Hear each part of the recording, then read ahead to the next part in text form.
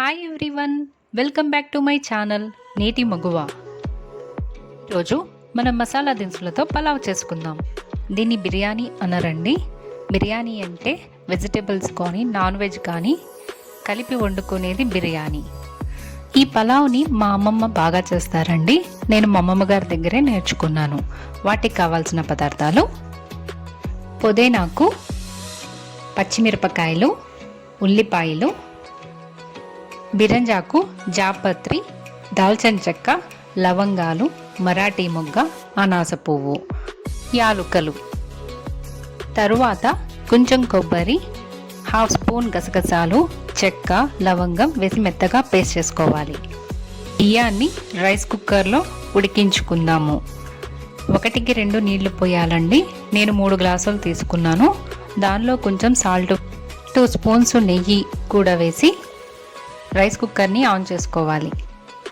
ఒక బాండీలో నెయ్యి వేసుకొని ఇప్పుడు చెప్పిన మసాలా దినుసులన్నీ వేసి వేయించుకోవాలి. తర్వాత పచ్చిమిర్చి, పుదీనాకు, ఉల్లిపాయలు వేసి వేగనివ్వాలి. ఉల్లిపాయలు వేగేటప్పుడు కొంచెం సాల్ట్ వేస్తే బ్రౌన్ కలర్లో చక్కగా వేగుతాయి. తరువాత అల్లం వెల్లుల్లి పేస్ట్, ఇందాక గ్రైండ్ చేసుకున్న పేస్ట్ వేసుకొని పచ్చి స్మెల్ పోయే వరకు వేయించుకోవాలి. ఈ మసాలాని రైస్ కుక్కర్లో ఎసరు బాయిల్ అయ్యాక కలుపుకోవాలి. తరువాత కొత్తిమీర, పుదీనాకు వేసి కలుపుకోవాలి.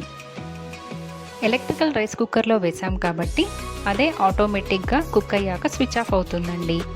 ఇప్పుడు మన వేడి వేడి పలావ్ రెడీ అయిపోయిందండి. దీన్ని నాన్ వెజ్తో కానీ, ఆలు కుర్మాతో కానీ, పన్నీర్తో కానీ తింటే చాలా చాలా బాగుంటుంది.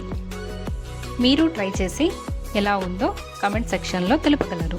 Please like, share and subscribe my channel. Thanks for watching my video.